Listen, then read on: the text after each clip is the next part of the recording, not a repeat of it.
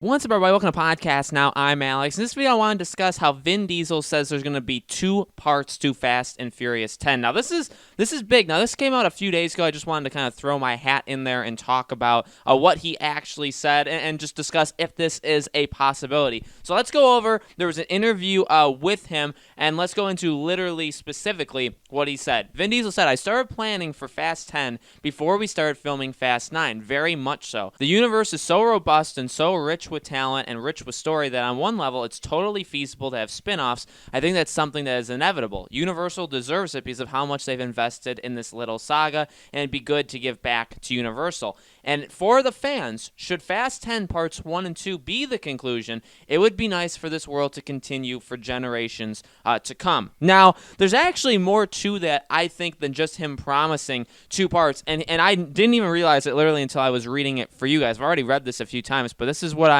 there's 2 parts to this. One is, he is saying it as if he's confirming, like, yeah, Fast 10 is 2 parts. And I think I did read somewhere else that he was talking about how it has become such a big thing where that's become a possibility, where it is so big that they may have to split up into 2 things. I don't really. Well, here's the deal. I love Fast and Furious. I'll always love Fast and Furious. And I would stray away from a 2-part system with Fast 10 just because I don't love it when movies do that. We've had that example happen a few times. Not really with a lot of movies that I'm into, but just more recently.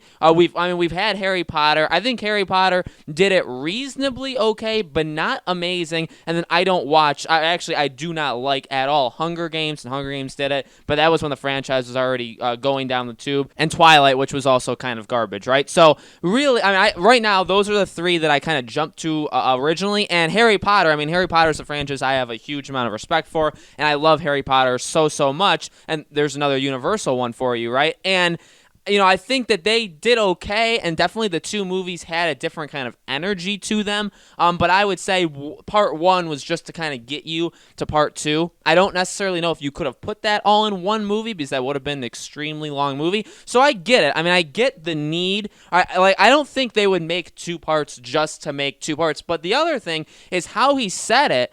The fact that he said, should Fast 10 Parts 1 and 2 be the conclusion? Kind of like, well, if you want us to make more, or if we're given the okay, we technically could. Here's the deal with Fast and Furious. I do think there is a conclusion. I do think there is a point where you say, okay, this saga, this amazing property that we've gotten for all of these years, there should be a spot that you can say, it ended. And I know for a lot of people, it could have been Fast 7. Fast 7, I think, was probably a very good, because of all the Paul Walker stuff, because of how we ended this movie, it could very reasonably end here. And even if you think about it, in Fast 8, it kind of was, right? Because people went their own ways, people separated, and then they had to kind of come back together because of just what happened with Cypher and all that stuff. So, I understand that was something that happened, but 7 did kind of, if you wanted to look at it. But I think reasonably, you do need to find a spot to call it. So I think Fast 10, when this movie ends, it should end. And then, spin-offs, I'm all for. Hobbs and Shaw was one of my favorite movies of last year. It was just pure fun. It was exactly what I need a Hobbs and Shaw movie to be.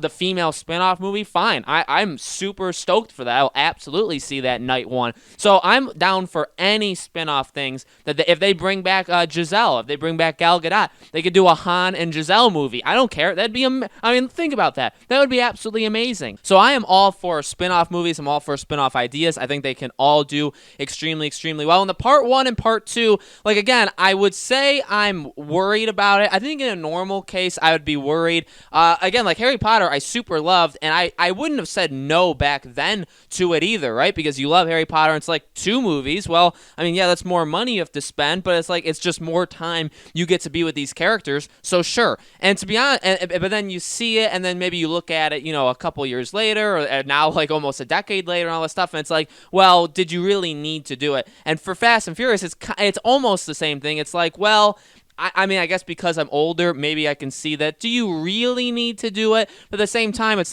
well, if Fast 10 is it for Vin Diesel, if they do spin-offs and, Hobbs and Shaw does stuff, Han and Giselle does stuff, they do a female one, maybe Vin Diesel can, like, cameo in it if they use Letty in that. So, like, it's possible he could, but, like, if this is the last one with him, if they bring back Paul Walker, in terms of, like, the CG and all that stuff, they bring back Brian, that would probably be the last time we see them in a significant role, right? So, like, I will take any additional time I get with these characters, because realistically we're almost done, right? We're way closer to the end than the beginning. So I'm not, like, upset at this. I mean, it's just great. It's more content. It's more excitement. It's more of us being able to watch these characters on screen. So honestly, I'm all for it. And if it ends up being a thing where just because it is such a big movie that they do have to, like, split it, I mean, maybe it could be done differently, where it's not like it's two entirely different movies. But we'll have to see. I mean, I think the way he said it, and Vin Diesel has a huge role to play